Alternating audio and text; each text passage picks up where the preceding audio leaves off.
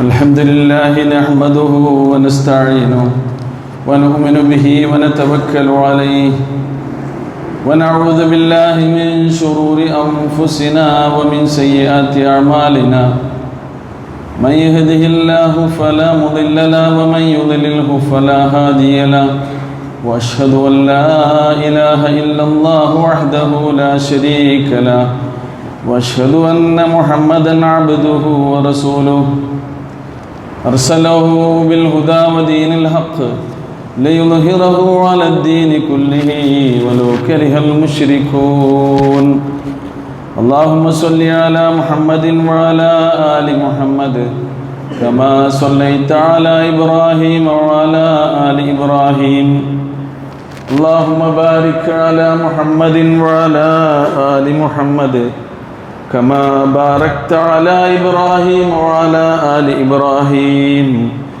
إنك حميد مجيد أما بعد فإن خير الحديث كتاب الله وخير الهدي هدي محمد صلى الله عليه وسلم وشر الأمور محدثاتها وكل محدثة بدعة وكل بدعة ضلالة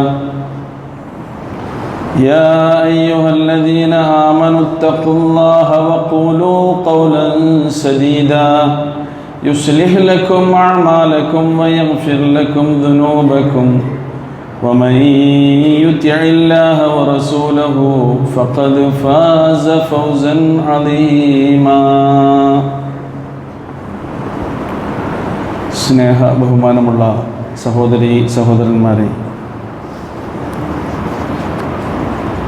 പ്രപഞ്ചപരിപാലകനായ അല്ലാഹു സുബ്ഹാനഹു വ തആലയുടെ നിയമനിർദ്ദേശങ്ങളും അവൻ്റെ വിധിവിലക്കുകളും കഴിവിൻ്റെ പരമാവധി ജീവിതത്തിൻ്റെ രഹസ്യവും പരസ്യവുമായ എല്ലാ സന്ദർഭങ്ങളിലും നടപ്പിലാക്കിക്കൊണ്ട് അല്ലാഹുവിൻ്റെ ഇഷ്ടദാസന്മാരായി ജീവിച്ച് മരിക്കാൻ ശ്രമിക്കണമെന്ന് ആദ്യമായി ഉണർത്തുകയാണ്. അല്ലാഹു സുബ്ഹാനഹു വ തആല നമുക്കതിന് തൗഫീഖ് നൽകി അനുഗ്രഹിക്കുമാറാകട്ടെ. ജീവിതത്തിൽ മോക്ഷം ലഭിക്കുന്നതിനും ആത്മീയമായ ഉത്കർഷം കൈവരിക്കുന്നതിനും ബ്രഹ്മചര്യയും സന്യാസവും പൗരോഹിത്യവുമൊക്കെ ഒഴിച്ചുകൂടാൻ പറ്റാത്തതാണ് എന്ന് വിശ്വസിച്ചു പോരുന്ന ചില മതവിശ്വാസികൾ നമുക്കിടയിൽ ജീവിച്ചു കൊണ്ടിരിക്കുന്നുണ്ട്. ക്രൈസ്തവ മതത്തിലും ഹൈന്ദവ മതത്തിലും മറ്റു ചില മതങ്ങളിലുമൊക്കെ ഇത്തരക്കാരായ ആളുകളുണ്ട്. ലൈംഗിക ചിന്തയും കാമ തൃഷ്ണയുമില്ലാത്ത വ്യക്തികളാണ്. ഔന്നിത്യത്തിൻ്റെ പരമകാഷ്ഠ പ്രാപിച്ചവർ എന്നാണ് അത്തരക്കാരുടെ ധാരണ. മനുഷ്യൻ ഉത്കൃഷ്ടനാകണമെങ്കിൽ സ്ത്രീകളിൽ നിന്ന് അകന്ന് ജീവിക്കണമെന്നും ജീവിതകാലം മുഴുവൻ കന്യകയായി ജീവിച്ച് മരിക്കലാണ് ഒരു സ്ത്രീക്ക് പുണ്യം നേടാനുള്ള വലിയ മാർഗമെന്നുമൊക്കെ കരുതുന്നവരാണ് ഇത്തരക്കാരായ ആളുകൾ. എന്നാൽ ഇസ്ലാമിൻ്റെ അടിസ്ഥാന ജന്മവാസനകളിൽ പ്രധാനപ്പെട്ട ലൈംഗികതയെ വളരെ ഗൗരവത്തോടും പ്രാധാന്യത്തോടും കൂടി കാണുന്ന ഒരു മതമാണ് പ്രകൃതി മതമായ ഇസ്ലാം.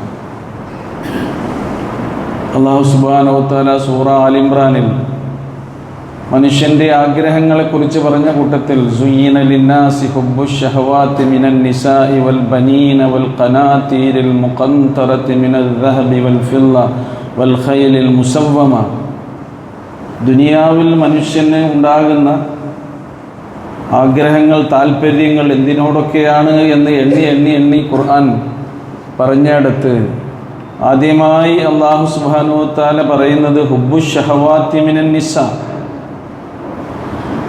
സ്ത്രീകളോടുള്ള അവരോടൊത്തുള്ള സുഖാനന്ദങ്ങളുടെ ഇഷ്ടം മനുഷ്യർക്ക് അല്ലാഹു സുബ്ഹാനഹു വ തആല സുയ്യിന എന്നാണ്, മനോഹരമാക്കി തോന്നിക്കപ്പെട്ടിരിക്കുന്നു എന്നാണ് അല്ലാഹു സുബ്ഹാനഹു വ തആല പറയുന്നത്. അപ്പോൾ നൈസർഗികവും സഹജവുമായ ലൈംഗിക വികാരമാകുന്ന ഈ ചോദനയെ ഇസ്ലാം അംഗീകരിക്കുകയാണ് ചെയ്യുന്നത്. സഹാബികളിൽ നിന്ന് ചില ആളുകൾ പൂർണ്ണ ബ്രഹ്മചാരികളാകാനും ഷണ്ഡത്വം വരിക്കാനും തീരുമാനിച്ച് മറ്റു സുഹൃത്തുക്കളോട് അവർ ചെയ്യാൻ പോകുന്ന കാര്യങ്ങളെക്കുറിച്ചൊക്കെ ഇങ്ങനെ പറഞ്ഞു.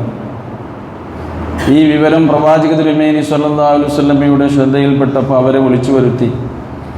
റസൂൽ കരീം സ്വല്ലല്ലാഹു അലൈഹി വസല്ലം അവരോട് ചോദിച്ചു. അവർ പറഞ്ഞിരുന്നത് എന്താണെന്നോ? ഖാലൂ നഖ്തഉ മദാഖിറന, ഞങ്ങളുടെ എല്ലാ ആസ്വാദനങ്ങൾക്കും ഞങ്ങൾ അവധി പ്രഖ്യാപിക്കുകയാണ്. വനത്റുകു ശഹവാത്തി ദുനിയ, ദുനിയാവിൻ്റെ ഒരു ഷഹവത്തുകളും ഇനി ഞങ്ങൾക്ക് വേണ്ട. വനസീഹു ഫിൽ അർളി കമാ യഫ്അലു റുഹ്ബാൻ, പുരോഹിതന്മാർ സന്യാസികളൊക്കെ കഴിഞ്ഞുകൂടുന്ന പോലെ ഞങ്ങൾ ദുനിയാവിൽ ഇങ്ങനെ കഴിഞ്ഞുകൂടാനാണ് ആഗ്രഹം എന്നതായിരുന്നു അവരുടെ പ്രസ്താവന. റസൂൽ അവരെ വിളിച്ചു വരുത്തി ചോദിച്ചു, ഇങ്ങനെയൊക്കെ പറഞ്ഞത് നിങ്ങളാണോ? അവർ പറഞ്ഞു, അതേ റസൂല്. അപ്പോൾ റസൂലുള്ള അവരോട് പറഞ്ഞത് എന്താണെന്നോ? ലാക്കിന്നി അസൂമു വ ഉഫ്തിറു, ഞാൻ നോമ്പ് നോൽക്കുന്ന ദിവസങ്ങളുണ്ട്, നോമ്പ് നോൽക്കാത്ത ദിവസങ്ങളുമുണ്ട്. വഉസല്ലി വ അനാം, ഞാൻ രാത്രി നിന്ന് നമസ്കരിക്കുന്നുണ്ട്, എന്നാൽ അതോടൊപ്പം തന്നെ ഞാൻ കിടന്നുറങ്ങുന്നുമുണ്ട്. വഉൻകിഹുൻ നിസാ, ഞാൻ സ്ത്രീകളുമായി വിവാഹബന്ധത്തിൽ ഏർപ്പെടുന്നുണ്ട്. ഇതാണ് എൻ്റെ രീതി. ഫമൻ അഖദ ബിസുന്നതി ഫഹുവ മിന്നി, ഈ സുന്നത്ത് നിങ്ങളിൽ നിന്ന് ആര് പിന്തുടരുന്നുവോ അവൻ എന്നിൽപ്പെട്ടവനാണ്. വമൻ ലം യഖുദ് ബിസുന്നതി ഫലൈസ മിന്നി, ഈ ഒരു രീതിയല്ലാതെ മറ്റ് പല വഴികളും നിങ്ങൾ സ്വീകരിക്കുകയാണെങ്കിൽ അവൻ നമ്മിൽപ്പെട്ടവനല്ല എന്നാണ് പ്രവാചക തിരുമേനി സ്വല്ലല്ലാഹു അലൈഹി വസല്ലം പറഞ്ഞത്. അപ്പോൾ ഇസ്ലാമിൻ്റെ ഈ വിഷയത്തിലുള്ള കാഴ്ചപ്പാട് പ്രവാചക തിരുമേനി സ്വല്ലല്ലാഹു അലൈഹി വസല്ലം കൃത്യമായി അവരെ ബോധ്യപ്പെടുത്തുക മാത്രമല്ല, വിശുദ്ധ ഖുർആനിലെ ഒരു സൂക്തം കൂടി സൂറ മാഇദയിലെ 87-ാമത്തെ ആയത്ത് അവരെ ഓതി കേൾപ്പിക്കുകയാണ്. ഇങ്ങനെ പ്രസ്താവന നടത്തിയ ആളുകളിലാണ് ഈ സൂക്തം അവതീർണമായതെന്ന് വരെ മുഫസ്സിറുകൾ അഭിപ്രായപ്പെട്ടിട്ടുണ്ട്. യാ അയ്യുഹല്ലദീന ആമനൂ ലാ തുഹർരിമൂ ത്വയ്യിബാതി മാ അഹല്ലല്ലാഹു ലക്കും, അല്ലയോ സത്യവിശ്വാസികളെ, അല്ലാഹു സുബ്ഹാനഹു വ തആല നിങ്ങൾക്ക് ഹലാലാക്കി തന്നിട്ടുള്ള, അനുവദിച്ചു തന്നിട്ടുള്ള ഉത്കൃഷ്ടമായവയെ ഒന്നും തന്നെ നിങ്ങൾ നിഷിദ്ധമാക്കരുത്, ഹറാമാക്കരുത്. വലാ തഅ്തദൂ, നിങ്ങൾ ഒരിക്കലും അതിര് വിട്ട് പ്രവർത്തിക്കാനും പാടില്ല. ഇന്നല്ലാഹ ലാ യുഹിബ്ബുൽ മുഅ്തദീൻ, നിശ്ചയമായും അല്ലാഹു സുബ്ഹാനഹു വ തആല അതിര് വിട്ട് പ്രവർത്തിക്കുന്നവരെ ഒരിക്കലും ഇഷ്ടപ്പെടുന്നില്ല. അപ്പോൾ ഒന്നിലും തീവ്രമായ നിലപാട്, പരിധി ലംഘിച്ച നിലപാട് നമ്മൾ സ്വീകരിക്കാൻ പാടില്ല. എല്ലാറ്റിലുമുള്ള മധ്യമ നിലപാടാണ് ഇസ്ലാം നമുക്ക് പഠിപ്പിച്ചു തരുന്നത് എന്ന് കാണാൻ കഴിയും. വിശ്വാസത്തിൻ്റെ കാര്യത്തിലാണെങ്കിലും തന്നെ, ആരാധനാനുഷ്ഠാന കാര്യങ്ങളിലാണെങ്കിലും അനുഷ്ഠാന തീവ്രത വെച്ച് പുലർത്തുന്ന ആളുകൾ ഇന്നുമുണ്ട്. അന്ന് റസൂലിൻ്റെ കാലത്ത് തന്നെ ഉണ്ടായിരുന്നു എന്ന് പറഞ്ഞാൽ നോക്കൂ നിങ്ങൾ.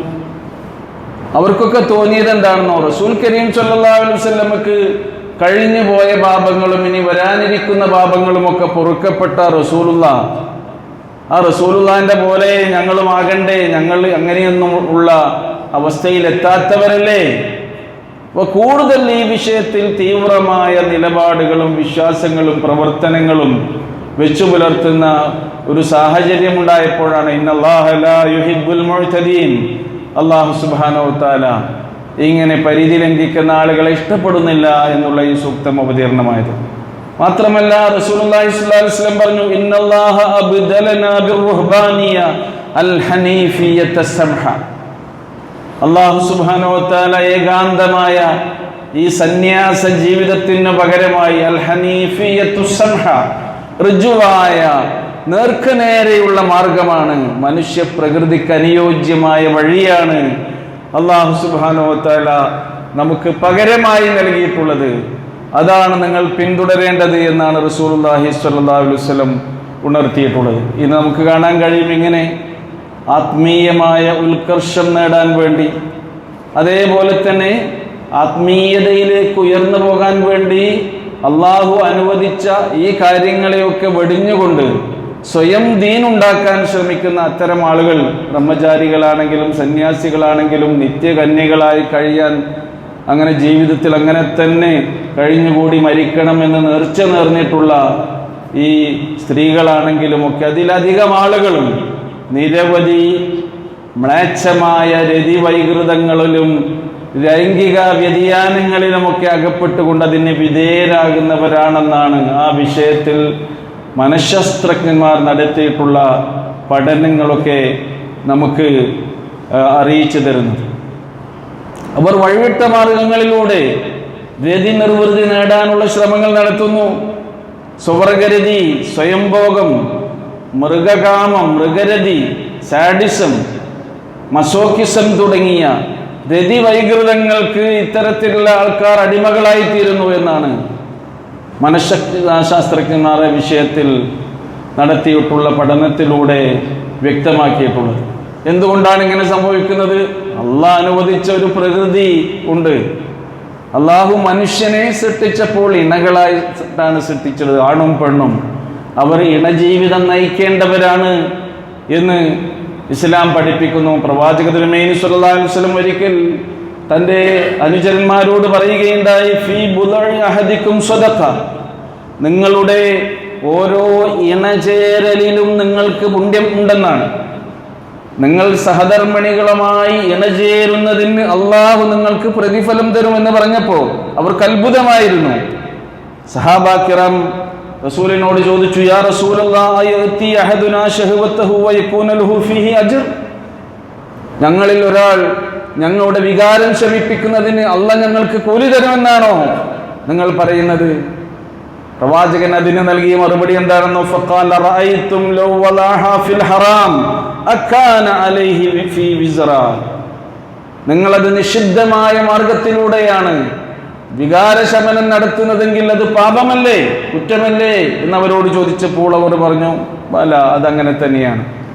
റസൂല് പറഞ്ഞു, ഫകദാലിക ഇദാ വലാഹാ ഫിൽ ഹലാൽ കാന ലഹു അജ്ർ, അനുവദനീയമായ വിശുദ്ധമായ മാർഗത്തിലൂടെയാണ് നിങ്ങൾ നിങ്ങളുടെ വികാരം ശമിപ്പിക്കുന്നതെങ്കിൽ അതിന് വരെ അല്ലാഹു സുബ്ഹാനഹു വ തആല നിങ്ങൾക്ക് പ്രതിഫലം നൽകുമെന്നാണ് പ്രവാചക തിരുമേനി സ്വല്ലല്ലാഹു അലൈഹി വസല്ലം ഉണർത്തിയത്. വിശുദ്ധ ഖുർആൻ പറയുന്നു, അൻകിഹുൽ അയാമ മിൻകും വസ്വാലിഹീന മിൻ ഇബാദികും വഇമാഇകും, നിങ്ങളിലെ അവിവാഹിതരായ ആളുകളെയും ഇണകൾ നഷ്ടപ്പെട്ടവരെയും, അല്ലാഹ് പറയുന്ന ഓരോ കാര്യവും നമ്മൾ ശ്രദ്ധിക്കണം. അവിവാഹിതരായ ആളുകളെയും ഇണകൾ നഷ്ടപ്പെട്ടിട്ടുള്ള ആളുകൾ, ചിലപ്പോൾ ഇണജീവിതം നയിക്കുന്നതിനിടയിൽ ഭാര്യ മരിക്കും, അയാൾ എപ്പോഴും വിഭാര്യനായി കഴിയണമെന്നല്ല ഇസ്ലാം പറയുന്നത്. അതേപോലെ തന്നെ ചിലപ്പോൾ ഭർത്താവ് മരിക്കും. നിത്യവൈധവ്യത്തിൽ ഒരു സ്ത്രീ മരണം വരെ കഴിഞ്ഞുകൂടണം എന്നല്ല ഇസ്ലാം പറയുന്നത്. വിവാഹം കഴിക്കാത്തവരെ നിങ്ങൾ കല്യാണം കഴിപ്പിച്ചു കൊടുക്കണമെന്ന കൽപ്പനയോടുകൂടി അള്ളാഹു പറയുന്നത്, നിങ്ങളിൽ ഇണകൾ നഷ്ടപ്പെട്ടവരെയും വാങ്കിഹു, നിങ്ങൾ അവരെ വിവാഹബന്ധത്തിൽ ഏർപ്പെടുത്തി കൊടുക്കണം എന്നതാണ് ഈ വിഷയത്തിൽ ഇസ്ലാമിൻ്റെ കൽപ്പന. ഇനി യുവാക്കളോട് റസൂലുള്ള പ്രത്യേകമായി പറയുന്നുണ്ട്, യാ മഅ്ശറ ശബാബ്, യുവസമൂഹമേ, മൻ ഇസ്തതാഅ മിൻകുമുൽ ബാഅ ഫല്യതസവ്വജ്, നിങ്ങളിൽ ആരെങ്കിലും വിവാഹപ്രായമെത്തിയിട്ടുണ്ടെങ്കിൽ നിങ്ങൾ വിവാഹം കഴിക്കണമെന്നാണ് അവരോട് നിർദ്ദേശിക്കുന്നത്. നിങ്ങൾ വിവാഹിതരാകണം.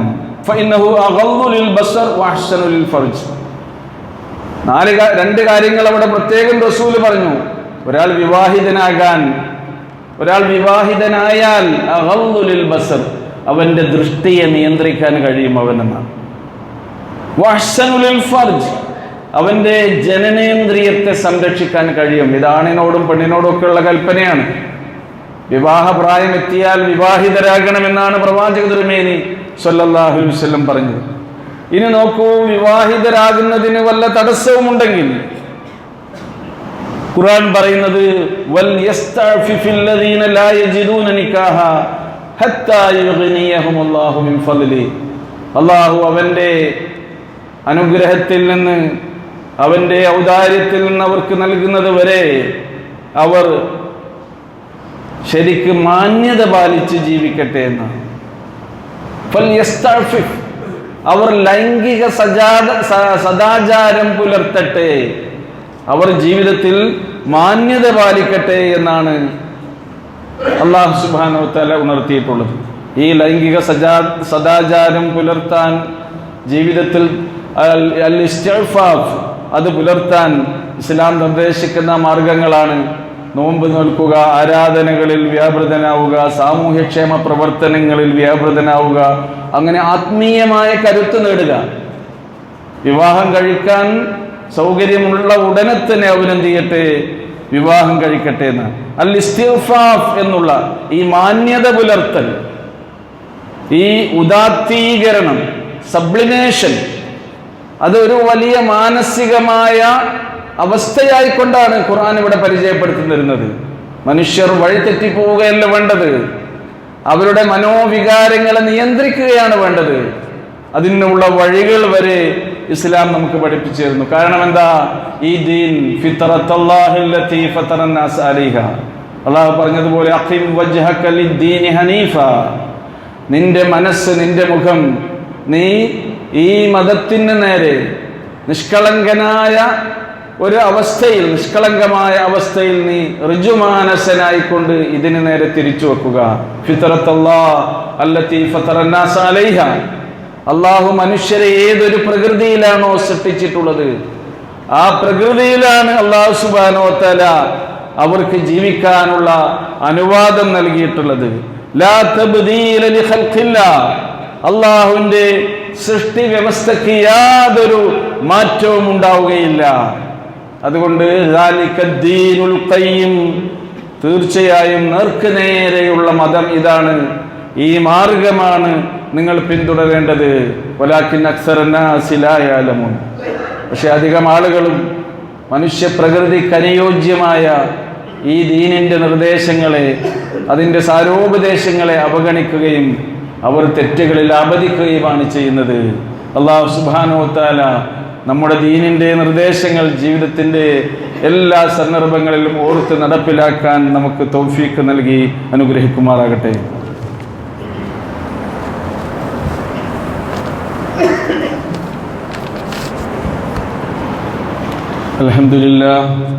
അൽഹംദുലില്ലാഹില്ലദീ ഹദാനാ ലിഹാദാ വമാ കുന്നാ ലിനഹ്തദിയ ലൗലാ അൻ ഹദാനല്ലാഹ്. اللهم صل على محمد وعلى آل محمد كما صليت على إبراهيم وعلى آل إبراهيم إنك حميد مجيد. اتقوا الله عباد الله. പ്രിയമുള്ള സഹോദരി സഹോദരന്മാരെ, അള്ളാഹുവിൻ്റെ നിയമനിർദ്ദേശങ്ങളെ ജീവിതത്തിൽ ചേർത്ത് വച്ചുകൊണ്ട് ജീവിതത്തെ വിശുദ്ധമാക്കാൻ പരമാവധി പരിശ്രമിക്കണമെന്ന് ഒരിക്കൽ കൂടി ഉണർത്തുകയാണ്. അള്ളാഹുവേ, ഞങ്ങൾക്ക് അതിന് നീ തൗഫീഖ് നൽകി അനുഗ്രഹിക്കണമേ. പ്രവാചകൻ തിരുമേനി സ്വല്ലല്ലാഹു അലൈഹി വസല്ലമയുടെ ശിഷ്യഗണങ്ങളിൽ വളരെ പ്രമുഖരായിരുന്നു സൽമാനുൽ ഫാരിസി റളിയല്ലാഹു അൻഹും അബൂദർദ റളിയല്ലാഹു അൻഹും. മുഹാജിറുകളെയും അൻസാറുകളെയും റസൂലുള്ളാഹ് പരസ്പരം സഹോദരന്മാരായി പ്രഖ്യാപിച്ച സന്ദർഭത്തിൽ ഇവരെ രണ്ടുപേരെയും തആഖാ റസൂലുള്ളാഹി സ്വല്ലല്ലാഹു അലൈഹി വസല്ലം ബൈനഹും, അവരെ സഹോദരങ്ങളായി പ്രഖ്യാപിച്ചു. അങ്ങനെ ഒരിക്കൽ സൽമാൻ റളിയല്ലാഹു അൻഹു അബൂദർദാവിൻ്റെ വീട്ടിലേക്ക് ഒന്ന് സന്ദർശനാർത്ഥം ചെന്നു. അദ്ദേഹം അവിടെ ഇല്ലായിരുന്നു. ഉമ്മുദ്ദർദ ആണ് അവിടെ ഉള്ളത്. ഉമ്മുദ്ദർദ അവരെ സ്വീകരിച്ചു. അങ്ങനെ ഭക്ഷണങ്ങളൊക്കെ ഒരുക്കി. ആ നേരത്ത് സഹോദരൻ അബൂദർദാവും വീട്ടിലേക്ക് കയറി വന്നു. പക്ഷേ ഉമ്മുദ്ദർദാവിൻ്റെ ആ അവസ്ഥ കണ്ട് സൽമാൻ മാനസികമായി വളരെയധികം പ്രയാസപ്പെട്ടിരുന്നു. നേരത്തെ കണ്ട ഉമ്മുദ്ദർദ അല്ല ഇപ്പോൾ അദ്ദേഹം കാണുന്നത്. അവർ ആകെ ക്ഷീണിച്ച് അവശയായി നല്ല വസ്ത്രമൊന്നും ധരിക്കാതെ അങ്ങനെ നിൽക്കുന്നതാണ് കണ്ടത്. ആ സന്ദർഭത്തിൽ അബൂദർദ സൽമാൻ റളിയല്ലാഹു അൻഹു ആ കാഴ്ചയിൽ അവർക്ക് വളരെ സന്തോഷമുണ്ടായി. അങ്ങനെ ഭക്ഷണം കഴിക്കാൻ എടുത്തു വെച്ചു. പക്ഷേ അബൂദർദ ഭക്ഷണം കഴിക്കാൻ കൂട്ടാക്കിയില്ല. ഞാൻ നോമ്പുകാരനാണെന്ന്. അത് സൽമാന് ഒരിക്കലും ഇഷ്ടമായില്ല. ഞാൻ ഭക്ഷണം കഴിക്കണമെങ്കിൽ നീ നോമ്പ് മുറിച്ച് എൻ്റെ കൂടെ ഭക്ഷണം കഴിക്കണം, എന്നാലേ ഞാൻ ഇവിടുന്ന് ഭക്ഷണം കഴിക്കൂ. അദ്ദേഹം നോമ്പ് മുറിച്ചു, ഭക്ഷണം കഴിച്ചു. അദ്ദേഹം അവിടെ തന്നെ വിരുന്ന് പാർക്കാൻ അന്ന് തീരുമാനിച്ചു. അന്ന് രാത്രിയിൽ സൽമാൻ കിടക്കാൻ പോയപ്പോൾ അബൂദർദ രാത്രി സുദീർഘമായി നിന്ന് നമസ്കരിക്കുക. ആ സന്ദർഭത്തിൽ അദ്ദേഹം ആ നമസ്കാരത്തെ വിലക്കി, നീ ഉറങ്ങ് കുറച്ച്. അങ്ങനെ അദ്ദേഹം കിടന്നുറങ്ങി. സുബ്ഹിന്റെ മുമ്പ് സൽമാൻ അബൂദർദയെ ഉണർത്തി അവർ രണ്ടുപേരും ഒരുമിച്ചു നമസ്കരിച്ചു. ഈ വിവരം ഉമ്മുദ്ദർദ സൽമാനോട് പറഞ്ഞിരുന്നു. അയാൾ നിത്യ നോമ്പുകാരനാണ്, എല്ലാ ദിവസവും രാത്രിയിൽ ഉറങ്ങാതെ നിന്ന് നമസ്കരിക്കുകയാണ്. മറ്റ് ജീവിത സൗകര്യങ്ങളിലൊന്നും നിങ്ങളുടെ സഹോദരൻ അബൂദർദാവിനൊരു താല്പര്യവുമില്ല. ഇങ്ങനെയാണ് ഇപ്പം ഞങ്ങളുടെ ജീവിതമെന്ന്. പക്ഷേ സൽമാൻ അബൂദർദാവിനോട് ഈ സന്ദർഭത്തിൽ പറഞ്ഞു, പ്രവാചകന്റെ അരികിലേക്ക് സുബ്ഹ് നമസ്കാരത്തിന് പോകുന്നതിന് മുമ്പ് സൽമാൻ അദ്ദേഹത്തോട് പറഞ്ഞു, യാ അബൂദർദ ഫഇന്ന ലിജസദിക അലൈക ഹഖ, താങ്കളുടെ ശരീരത്തോട് ചില കടമകൾ ഈ ജീവിതത്തിൽ നിങ്ങൾക്ക് നിർവഹിക്കേണ്ടതുണ്ട്. വഇന്ന ലിഐനിക അലൈക ഹഖ, താങ്കളുടെ കണ്ണുകളോടും ചില കടമകളുണ്ട്, ഉറങ്ങണം. ശരീരത്തിന് നിങ്ങൾ കൊടുക്കേണ്ട ഹക്കാണ്. വഇന്ന ലിസൗജിക അലൈക ഹഖ, താങ്കളുടെ ഭാര്യയോടും ചില കടമകൾ ഈ ദുനിയാവിൽ താങ്കളുടെ ദാമ്പത്യത്തിൽ നിങ്ങൾക്ക് നിർവഹിക്കാനുണ്ട്. അതുകൊണ്ട് നിങ്ങൾ അതും നിർവഹിക്കണം. ഫഅതി കുല്ലി ദീ ഹഖ്ഖിൻ ഹഖ്ഖ, ആർക്കൊക്കെ അവകാശങ്ങളും ബാധ്യതകളും കൊടുക്കാനുണ്ടോ അതൊക്കെ കൊടുത്ത് വേണം ജീവിക്കാൻ. അഫ്തിർ, നോമ്പ് നോറ്റോ, നോമ്പ് മുറിക്കുന്ന ദിവസങ്ങൾ ഉണ്ടാകണം. കുംവനം, എഴുന്നേറ്റ് നിന്ന് നമസ്കരിച്ചോ, നീ ശരീരത്തിന് വേണ്ടി കണ്ണിന് വേണ്ടി നീ ഉറക്കമിളക്കുകയും ഒക്കെ വേണം എന്ന് പറഞ്ഞുകൊണ്ടാണ് അവർ രണ്ടുപേരും റസൂലുള്ളാഹിന്റെ കൂടെ സുബഹി നമസ്കരിക്കാൻ വേണ്ടി മസ്ജിദുൻ നബവിയിലേക്ക് പോകുന്നത്. അങ്ങനെ നമസ്കാരാനന്തരം ആ വീട്ടിലുണ്ടായ കാര്യം സൽമാൻ റളിയല്ലാഹു അൻഹു പ്രവാചക തിരുമേനി സ്വല്ലല്ലാഹു അലൈഹി വസല്ലമയോട് പറഞ്ഞു. റസൂൽ അബൂദർദാനെ വിളിച്ച് നൽകിയ ഉപദേശം സൽമാൻ തൻ്റെ കൂട്ടുകാരന് നൽകിയ അതേ ഉപദേശമായിരുന്നു എന്ന് ഹദീസ് ഗ്രന്ഥങ്ങൾ രേഖപ്പെടുത്തുന്നുണ്ട്. ഇതാണ് ജീവിതമെന്നാണ് പ്രവാചക തിരുമേനി സ്വല്ലല്ലാഹു അലൈഹി വസല്ലം പറഞ്ഞത്. നമ്മുടെ പ്രകൃതിക്കനുയോജ്യമായ സാരോപദേശങ്ങളാണ് ഇസ്ലാം നമുക്ക് നൽകുന്നത്. പൂർവികന്മാരായ മഹാത്മാക്കൾ അവിടെ ചരിത്രമെടുത്ത് പരിശോധിച്ചാൽ നമുക്ക് കാണാൻ കഴിയും. ഇബ്നു അബ്ബാസ് റളിയല്ലാഹു അൻഹു പറയുന്നുണ്ട്, ദമ്പതിമാരായി ഒരു ദിവസം കഴിയുന്നതാണ് ഒരു വർഷം ആരാധനയിൽ മാത്രം മുഴുകി ഞാൻ ജീവിക്കുന്നതിനേക്കാൾ ഞാൻ ഇഷ്ടപ്പെടുന്നത് എന്ന് പറഞ്ഞാൽ എന്താണ്? വൈവാഹിക ജീവിതം, ദാമ്പത്യ ജീവിതം, കുടുംബജീവിതം, അതിൻ്റെ പ്രാധാന്യമാണ് ഇബ്നു അബ്ബാസ് റളിയല്ലാഹു അൻഹു അദ്ദേഹത്തിൻ്റെ ആ വാക്കുകളിലൂടെ പറയുന്നത്. മഹാനായ അഹ്മദ് ഇബ്നു ഹംബൽ റളിയല്ലാഹു അൻഹു റഹിമഹുല്ലാഹ്, അദ്ദേഹത്തിൻ്റെ ഭാര്യ മരിച്ചു. അധികം വൈകാതെ തന്നെ അദ്ദേഹം വിവാഹിതനായി. മുൻകാല പണ്ഡിതന്മാരുടെയൊക്കെ അവസ്ഥ അതായിരുന്നു. അവർ ദീർഘമായ യാത്രക്ക് പോവുകയാണെങ്കിൽ ഒറ്റക്കല്ല പോവുക, സഹധർമ്മിണിയെ കൂടെ കൂട്ടിയിട്ടാണ് അവർ യാത്ര പോവുക. ഭാര്യയോടുകൂടിയുള്ള ജീവിതമാണ് ശരിക്ക് ഈ ദുനിയാവിൽ നമ്മൾ ജീവിക്കേണ്ടത് എന്നതാണ്. അതുകൊണ്ട് തന്നെയാണ് നേരത്തെ ഖുർആൻ പറഞ്ഞത്, നിങ്ങളുടെ കൂട്ടത്തിൽ ഇണകൾ നഷ്ടപ്പെട്ടവരെയും നിങ്ങൾ വിവാഹ ബന്ധത്തിൽ ഏർപ്പെടുത്തണമെന്ന്. ഇപ്പൊ നോക്കൂ, നിങ്ങൾ ഭാര്യാഭർത്താക്കന്മാരായി ജീവിച്ചു കൊണ്ടിരിക്കുന്നതിനിടയിൽ ഭാര്യ മരിച്ചു കഴിഞ്ഞാൽ പിന്നീട് ആ ഭാര്യ മരണപ്പെട്ട വ്യക്തിക്ക് രണ്ടാമതൊരു വിവാഹം കഴിക്കൽ ഇസ്ലാമികമായി ബാധ്യതയാണ്. കഴിപ്പിച്ചു കൊടുക്കൽ മക്കളുടെ ബാധ്യതയാണ്, മക്കളുണ്ടെങ്കിൽ. പക്ഷേ ഇപ്പോൾ മക്കൾ എന്താ ചെയ്യാന്നോ? പാപ്പാൻ്റെ ജീവിതത്തിലേക്ക് ഇനി ഒരു ഇളയമ കൂടി വന്നാൽ 8/1 സ്വത്തിന് പോകുമല്ലോ. അതുകൊണ്ട് പരമാവധി വിവാഹം കഴിപ്പിക്കാതെ എങ്ങനെ ആ പിതാവിനെ എങ്ങനെ ജീവിതത്തിൽ വിഭാര്യനായി ജീവിക്കുന്ന അവസ്ഥയിൽ തള്ളി നീക്കിക്കൊണ്ടു പോവുകയാണ് ചെയ്യുക. ഈ ഒരു അക്രമം മഹാപാപം നമ്മളാരും ചെയ്യരുത് എന്നതുകൊണ്ടാണ് ഇസ്ലാം ഈ കാര്യം നമുക്ക് പഠിപ്പിച്ചു തരുന്നത്. കാരണം എന്താ, ഇത്തരത്തിലുള്ള ദുൽമ നമ്മൾ നമ്മുടെ പിതാവിനോടോ മാതാവിനോടോ ചെയ്താൽ, ഇപ്പൊ നമുക്കറിയാം, മാതാവ് മരിച്ചതിന് ശേഷം സ്വന്തം പിതാവിന് പുതിയെണ്ണിനെ അന്വേഷിക്കുന്ന മക്കളുണ്ട്. അതാണ് ശരിക്കും ഇസ്ലാമിക രീതി. ബാപ്പാനെ ഒറ്റക്കാക്കരുത്. ബാപ്പാക്ക് താങ്ങും തണലുമായി ബാപ്പാനെ സഹായിക്കാൻ ഒരു തുണ വേണം എന്ന ഇസ്ലാമികമായ കാഴ്ചപ്പാടോടുകൂടി, അള്ളാഹുവിന്റെ കൂലി എന്നാലേ ഞങ്ങൾക്ക് കിട്ടുമെന്ന ബോധത്തോടുകൂടി ബാപ്പാക്ക് പുതിയെണ്ണിനെ അന്വേഷിച്ച് കെട്ടിച്ചു കൊടുക്കുന്ന മക്കൾ ഇവിടെയുണ്ട്. നേരെ മറിച്ചും ഇവിടെ തന്നെയുണ്ട്. അപ്പൊ ഈ കാര്യമാണ് ഈ വിഷയത്തിൽ നമ്മൾ ശ്രദ്ധിക്കേണ്ടത്.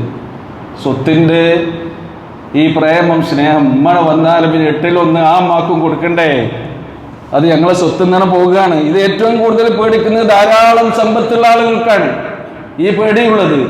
എന്നിട്ട് നമ്മൾ കാണുന്നത് എന്താ, ജീവിതത്തിൽ കാണുന്നത് എന്താ, ആരാണോ സ്വന്തം പിതാവിനെ ഉമ്മ മരിച്ചിട്ട് രണ്ടാമതൊരു വിവാഹത്തിന് തടസ്സം നിൽക്കുന്നത്, അയാളുടെ ജീവിതാന്ത്യത്തിലും ഇതേപോലെയുള്ള അവസ്ഥ ഉണ്ടാകും. അയാളുടെ മക്കൾ വീണ്ടും നിങ്ങൾ കല്യാണം കഴിക്കാൻ പറ്റൂല വാപ്പ എന്ന് പറഞ്ഞ് തടസ്സം നിൽക്കും. അല്ലാഹു സുബ്ഹാനഹു വ തആല എല്ലാ കാര്യങ്ങളും പരലോകത്ത് നീട്ടിവെക്കൂല. ഈ ദുനിയാവുക്ക് തന്നെ ചില സംഗതി, ഇവിടുന്ന് തന്നെ ചില സംഗതികൾ എന്ത് ചെയ്യും, നമ്മുടെ ജീവിതത്തിൽ നമ്മുടെ പ്രവർത്തനങ്ങളുടെ പ്രതിഫലമായി നൽകും. ഇത്തരം കാര്യങ്ങൾ കൂടി ഈ സന്ദർഭത്തിൽ നമ്മൾ ശ്രദ്ധിക്കേണ്ടതുണ്ട്. അല്ലാഹു സുബ്ഹാനഹു വ തആല നമുക്ക് നൽകിയ നിയമനിർദ്ദേശങ്ങളെ ഇഷ്ടത്തോടെ ജീവിതത്തിലേക്ക് ചേർത്ത് വെച്ചുകൊണ്ട് നടപ്പിലാക്കാനുള്ള തൗഫീഖ് നൽകി അനുഗ്രഹിക്കുമാറാകട്ടെ. റഹ്മാനായ റബ്ബേ, ഞങ്ങളിൽ നിന്ന് അറിഞ്ഞും അറിയാതെയും ചെറുതും വലുതുമായി ധാരാളം തെറ്റുകൾ വന്നു പോയിട്ടുണ്ട്. നിന്റെ കൃപ കൊണ്ട്, കാരുണ്യം കൊണ്ട് അതെല്ലാം ഞങ്ങൾക്ക് പുറത്ത് മാപ്പാക്കി തരണമേ. ഞങ്ങൾ ഇന്ന് ജീവിച്ചിരിക്കുന്ന ഞങ്ങളുടെ മാതാപിതാക്കൾക്ക് നിന്റെ കാരുണ്യവും റഹ്മത്തും അവർക്ക് നീ ചൊരിഞ്ഞു കൊടുക്കണമേ. ഞങ്ങൾക്കിടയിൽ രോഗികൾക്ക് ശിഫയും ശമനവും നൽകണമേ. ഞങ്ങളിൽ ദുരിതം അനുഭവിക്കുന്ന ആളുകൾക്ക് അവരുടെ ദുരിതക്കയത്തിൽ നിന്നൊരു കരകയറ്റം നൽകി അവരെ നീ അനുഗ്രഹിക്കണമേ. അല്ലാഹുമ്മ ഗ്ഫിർ ലിൽ മുഅ്മിനീന വൽ മുഅ്മിനാത്ത് വൽ മുസ്ലിമീന വൽ മുസ്ലിമാത്ത് الأحياء منهم والأموات إنك مجيب الدعوات يا قاضي الحاجات. ربنا آتنا في الدنيا حسنة وفي الآخرة حسنة وقنا عذاب النار.